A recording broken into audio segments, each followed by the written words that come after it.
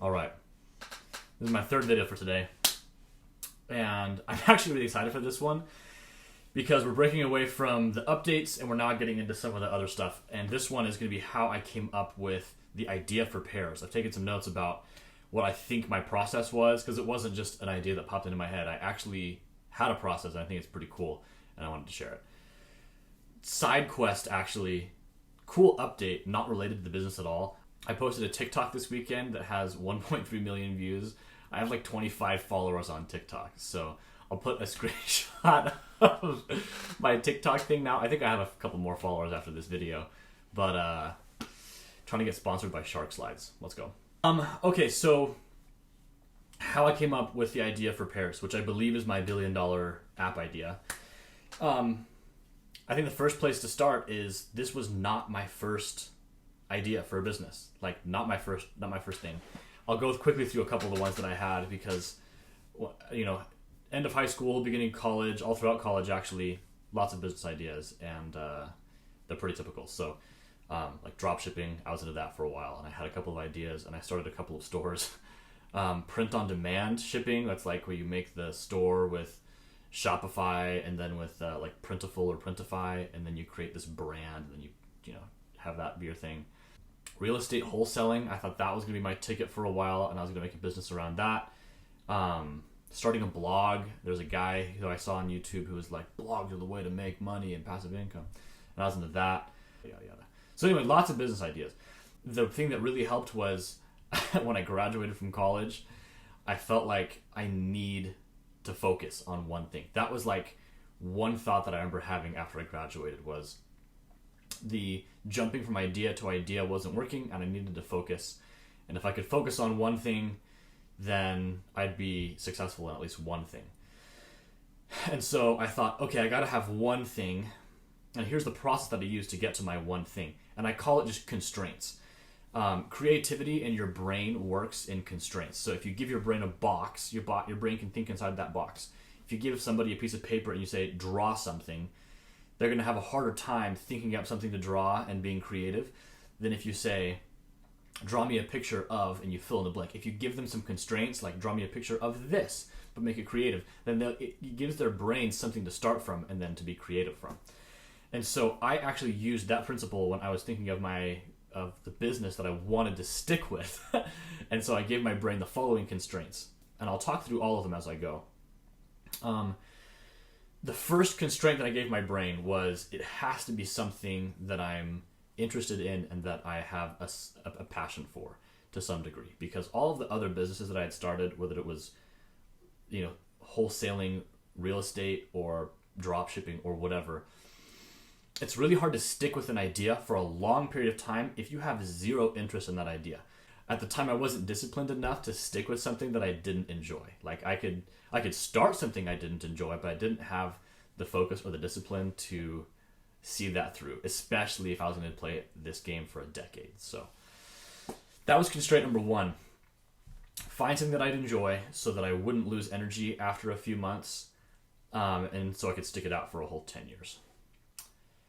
Second point is it had to be software because software is the most scalable thing out there and it has the most potential for quick growth in a short amount of time. Scaling, you know, retail stores like Walmart takes 50, 100 years. It's like a crazy long time.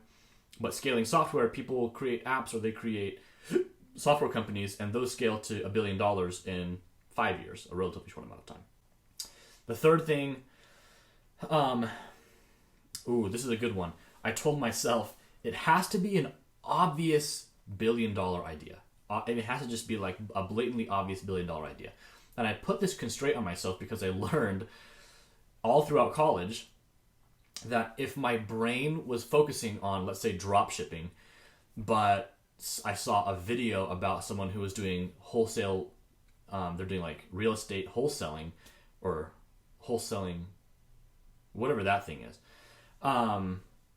If I saw a bigger number, I would jump ship. I would say, oh, you know, dropshipping is only going to get me this range, but this makes more money, and I'll go do this thing. And that was the reason I jumped. And I told myself I didn't want to jump. I have to stick with this for 10 years. So it has to be something that's going to be $1 billion idea, because if it's if it's some quick money scheme, then my brain will jump ship the second I have a better idea. So I said it has to be obviously like clearly $1 billion idea. What does that mean? One, like a blue ocean, so it has to be low competition. There's like the blue ocean strategy where you can either be in a red ocean or blue ocean. Had to be blue ocean. $1 billion idea. What else did I say? Oh, big market. It has to obviously have a big market. So people who create SaaS companies where it's like, B2B something or whatever. I don't know. There's like niche markets where you can create software, but I wanted something where it was like clearly everybody can use this. Bigger markets have bigger money.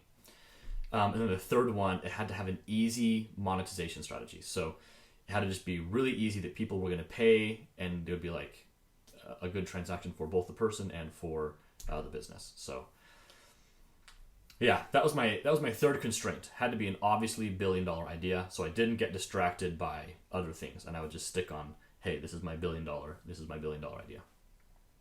The fourth constraint that I had, this is because I'm honestly like, I've gotten dumber the older that I've got, and so I told myself it has to be a simple idea. I don't want to go create some fintech software.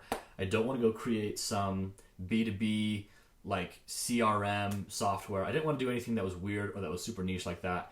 It's got to be a no-brainer. It has to just be so simple that anybody can look at the idea and go, yeah, that's a pretty good idea. Yeah, I could use that. Yeah, I could see how that's useful. And it doesn't take a long time to explain. Like, it has to just be a really simple idea.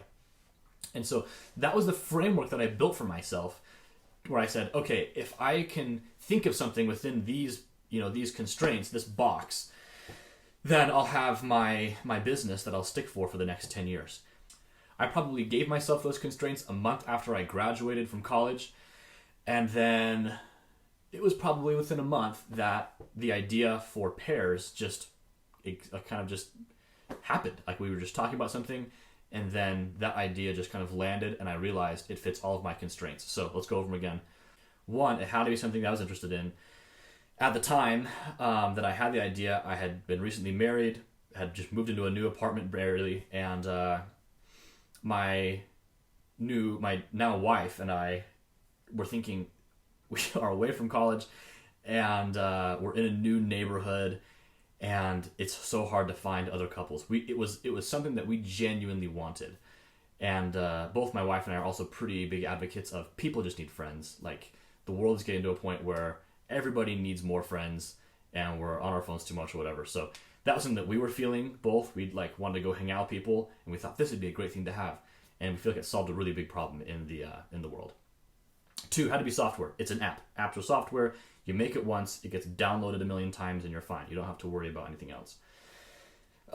Three, had to be obviously $1 billion idea. So Blue Ocean, I looked it up, and at the time there wasn't really anything like that on the market, on the App Store. Like, you could not find an app designed for couples that was, to help couples meet other couples. And so, obvious Blue Ocean there. Big market, obviously it's a big market. Your market is anybody. I mean, if you think about the market that's using dating apps right now, there's like, I think 300 million people worldwide who use dating apps. Those are people who don't feel comfortable with like going out and meeting people, or they prefer that online interaction, whatever it might be. There's 300 million of those people. As those people get into relationships, there's still people who would prefer, for whatever reason, to be meeting people online through an online platform. Pairs is that platform. So if you think about 300 million people, that's just it was an obviously big market in my brain. So that one, easy monetization strategy. It did not take long to realize if we got lots of couples on our app, either through advertising or through a feature that we're going to consider, there'll be two parts to the app. Who do you want to hang out with? There's the who, and then there's the what do you do once you hang out with people. And the what is going to be an opportunity for businesses, either local businesses or big businesses, to offer discounts to couples to do stuff. So if you have two couples who both like playing pickleball, a place that has like an indoor pickleball court can offer them, hey, like here's a discount for a month or for a game or for an hour for 4 people, whatever. So the monetization strategy was really easy in my head. And if you compare it to other apps in the similar space, so just social media apps in general, but then matching apps. So you think about Bumble, you think about Tinder, you think about Hinge, all these other companies. Those are all billion-dollar companies. And so in my brain, I thought that's, I might be a little bit less than a billion, maybe a little bit more, but we're in that range, right? We're in the billion-dollar range. So check there. And the last one had to be simple. Had to be a simple thing. It wasn't some weird fintech or other company. It was very simple. It was get couples to connect with other couples in their area. Very, very easy to explain. And so far, I have not met a person yet who hasn't liked the idea and who hasn't thought about it for 2 seconds and realized, actually, yeah, there's a big need in the world for that kind of app. So it met those 4 requirements, and then bada bing, bada boom, we have the idea for the business. I highly recommend this, actually. So my recommendation is give your brain constraints. Alex Hormozi's, I'm always talking about Alex Hormozi. In his book Offers is What Am I Selling? And I haven't read that one yet all the way through. I started, I'm probably halfway through that one. But I don't think I saw him do that same thing. So I think this is actually kind of unique. I haven't heard people talk about this. Give your brain constraints. If you're trying to think about what business am I going to start, give your brain a box to think inside of and then let it go. You can take the constraints that I had, or you can make up your own constraints. Like it has to be a service business. It has to be something that I can do and that I can learn within 6 months. It has to have a startup cost of less than this or whatever. Like give your brain constraints and then, let it mull around in the back of your head. And as you sleep, as you just go throughout your day, you'll be surprised. You'll start to have ideas that fit inside that box. Yeah, that's it. Quick video today, but just wanted to outline my framework. Hopefully, if anybody wants to start a business and was having the same issues that I were, where you're jumping between businesses too much, or you're always seeming to chase a bigger idea, hopefully this helps. Practice it, try it out, give your brain some constraints, and then see what idea comes out. And then stick with that idea for the next 10 years. So, again, thanks for watching, and we'll see you guys in the next one.